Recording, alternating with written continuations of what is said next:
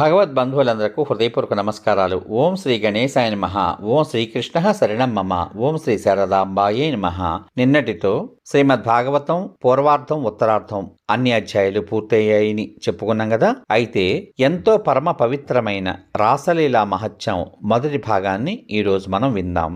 ఓం శ్రీకృష్ణ శరణం మమ.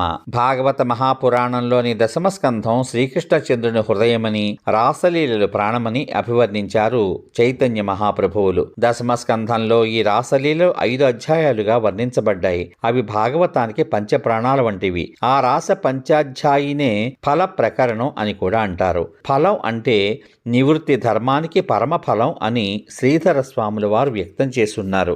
అటువంటి రాసలీలా వర్ణనలతో అత్యంత రమణీయమైన పంచ అధ్యాయాలను అవగాహన చేసుకోవడం మాట అలా ఉంచి, అసలు వీటిని వినడానికైనా అర్హత గలవారు ఎంతమంది ఉంటారు అన్నది ఓ చిరకాల సందేహమేనట.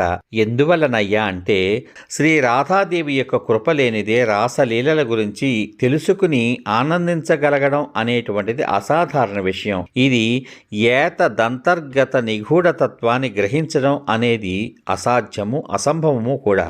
ఆ రాధాదేవి అనుగ్రహానికి పాత్రులు కాకుండా ఈ రాసలీలలను విన్నా పఠించిన వారికి అరిషడ్వర్గంలో మొదటిదైన కామమే గోచరమవుతుంది. కానీ రసానందం మాత్రం కలగదు. రసానందానికే నోచుకొని వారికి అంతరార్థ తత్వజ్ఞానం గాని, ఆ జ్ఞానం వల్ల కలిగే భావానందం గాని కలగడానికి అవకాశం లేదు.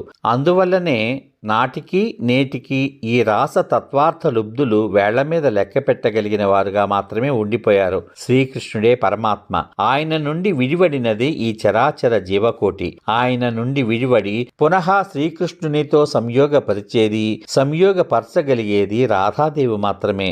అందువల్లనే ఎందరో మహాత్ములు బృందావనంలో రాధే రాధే అంటూ పరిభ్రమిస్తూ ఉంటారు. సంయోజ్ఞిక ఆద్యురాలు శ్రీకృష్ణ పరమాత్మ యొక్క ఆహ్లాదికా శక్తి సమస్తము శ్రీ రాధాదేవియే అయి ఉన్నదన్న సంగతి మనం మర్చిపోకూడదు. తద్విస్మృతి వలననే పూర్వోక్త రీత్యా రాసలీలా రహస్య తత్వవేత్తలు వేళ్లపై లెక్కించగలిగిన సంఖ్యలోనే ఉండిపోయారు. రాసలీల గురించి రాధకి తెలుసు, శ్రీకృష్ణునకు తెలుసు.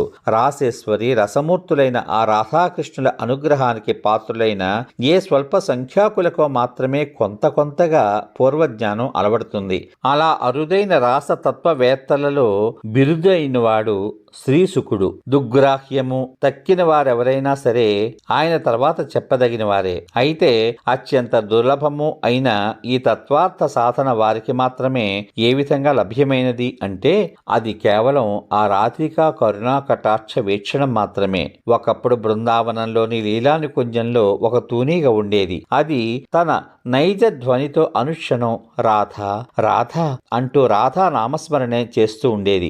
ఎడతెగకుండా సాగుతున్న తన అఖండ నామస్మరణ విని దయామూర్తి అయిన రాధాదేవి అక్కడికి వచ్చింది. తీరా చూస్తే జపిస్తున్నది ఒక కీటకం. రాధ మరింత కృపతో దానిని చేరబిలచి తన అరచేతిలోకి తీసుకుని మృదువుగా దాన్ని నిమురుతూ, వత్స కృష్ణం వద కృష్ణం వద రాధేతి మావద అంటే, కృష్ణుడే నీకు నిజమైన జనకుడు, ఆయన నామాన్నే కీర్తించు అని చెప్పింది.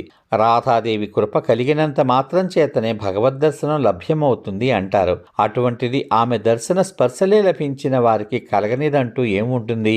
ఆమె అలా ఆ తూనిగకు మంత్రదీక్షని ఇస్తూ ఉండగానే అక్కడికి వచ్చాడు శ్రీకృష్ణయ్య. రాధ ఆ తూనిగను చూసి శ్రీకృష్ణునకు అందిస్తూ, ఇది నాకు విశేష ప్రేమపాత్రమైనది అని చెబుతుంది. అంతటి మహానుగ్రహం పొందడం కన్నా ఏ జీవికి మాత్రం ఏం కావాలి?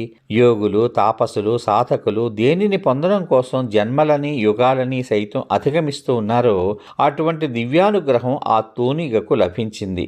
రాసేశ్వరైన రాధ గురువుగా నిలిచింది. అనవరత రాధానామ స్మరణాయుక్తమైన ఆ కీటకం శిష్యుడిగా పరిణమించింది. ఆ శిష్యుడే జననాంతరాన రాసతత్వవేత్తయ్యై యోగీంద్రుడై సర్వ జగద్వందుడైన శ్రీశుకుడు. అందువల్లనే భాగవతంలో కృష్ణ సుఖ నామాలకు పూర్వం మాత్రమే స్త్రీ విశేషణం ప్రయుక్తం చేయబడింది. రాధ అనుగ్రహ పాత్రుడు భగవానుడైతే రాధిక అనుగ్రహ పాత్రుడు సుకుడయ్యాడు. ఈ కారణం చేతనే ఇతరుల విషయంలో బ్రహ్మ ఉవాచ వ్యాస ఉవాచ అని స్త్రీ లేకుండా లిఖింపబడిన భాగవతం శ్రీకృష్ణ ఉవాచ శ్రీ సుఖ ఉవాచ అని ఉంటుంది.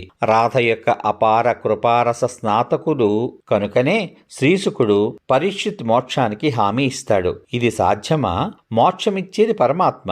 ఆయన ఇచ్ఛానుసారం జరగవలసిన దానికి తాను పూచీ పడతాను అనడం ఎంతటి శక్తిమంతులకు సాధ్యపడుతుందో మనం భావించాలి. అదిగో అంతటి అధికారి శ్రీసుకుడు అయితే దానికి మూలబింబం వ్రజాధీశ్వరీదేవి అయిన రాధ యొక్క కరుణే అని మనం గుర్తించుకోవాలి. శ్రీసుకుడు తన భాగవత ప్రవచనంలో ఎక్కడా కూడా రాధానామాన్ని ప్రకట రూపంలో తీసుకోలేదు.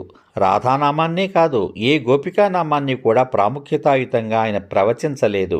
ముని శాపగ్రస్తుడై 7 రోజుల్లో మరణించబోతున్న పరీక్షిత్తుకు మోక్షం కలిగిస్తాననే మాట ఇచ్చిన ఆ మహనీయుడు రాధానామాన్ని ప్రకట రూపంగా తీసుకున్నట్లయితే తక్షణమే సమాధిస్థుడై ఉండేవాడు. అప్పుడు రాజుగతి ఏం కావాలి? అందుకే 5 అధ్యాయాల రాసలీలా ప్రసక్తిలో రాధానామం మనకు ప్రత్యక్షం కాదు. విషయము, కథ, వివరణ ఇటువంటివన్నీ వియోగావస్థలోనే జరుగుతాయి గాని సంయోగావస్థలో కాదు అని మనం తెలుసుకోవాలి. ఇప్పుడిక ఆ రాసలీల గురించి తెలుసుకుందాం. ఇది కామరహితమైన అంతరంగ లీల. నాటి వయోరీత్యా 11 వర్షప్రాయుడైన బాలకునిలో కామావేశం కలిగే అవకాశం ఉంటుందా?